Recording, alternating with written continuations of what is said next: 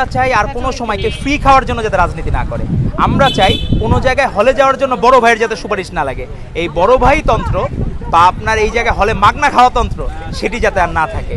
আমরা চাই প্রত্যেক ছাত্র তার অধিকার ভোগ করুক, তার যাতে লাইফের বেস্ট মেমোরি হয় ক্যাম্পাস লাইফ, সেটি এনশিওর করার কমিটমেন্ট দেয় বাংলাদেশ জাতীয়তাবাদী ছাত্রদল।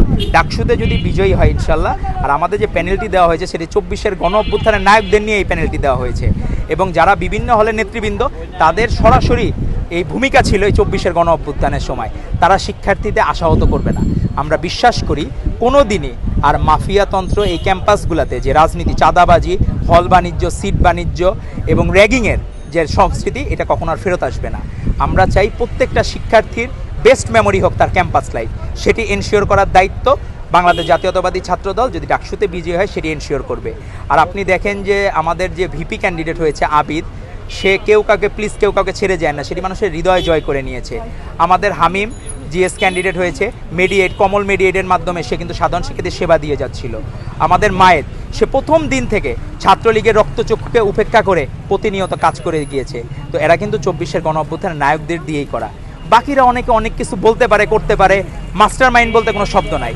আপনি প্রত্যেকটা জায়গায় আপনার কাজের মাধ্যমে গ্রহণ করবেন। আমার একজন শ্রমিক ভাই, রিক্সাওয়ালা ভাই, সে যদি বন্দুকের নলের মুখে দাঁড়াইতে পারে, আপনার তো কার্পণ্য ছিল কেন? আপনি মাস্টার মাইন্ড হন আর যেই হন, কিন্তু আপনাদের তো কার্পণ্য কেন? আপনাদের মনে রাখতে হবে রাজপথে যারা ছিল প্রত্যেকেই আমাদের এই 24-এর গণ অভ্যুত্থানের নায়ক, প্রত্যেকেই নায়ক।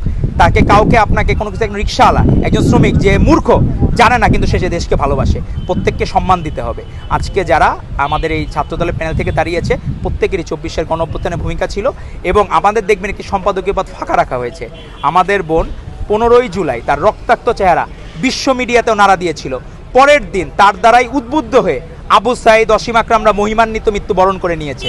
সেই ছবি তার সম্মানে, সে স্বতন্ত্র প্যানেল থেকে ইলেকশন করেছে, তার সম্মানে আমরা পটটি ফাঁকা রেখেছি।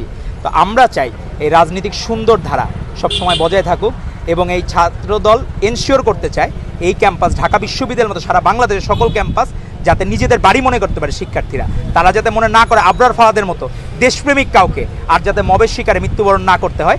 আমরা চাবো প্রত্যেকটা জায়গায় ক্যাম্পাসগুলা যাতে একটি সুন্দর আবাসস্থল হয়ে ওঠে প্রত্যেকের, এবং তারা যাতে যে গবেষণা করতে চায় সে যাতে গবেষণা করার সুযোগ পায়। প্রাচ্যের অক্সফোর্ড যাতে সত্যিকার অর্থে যাতে প্রাচ্যের অক্সফোর্ড হতে পারে, সেটি আমাদের প্রত্যাশা। ধন্যবাদ আপনাদেরকে।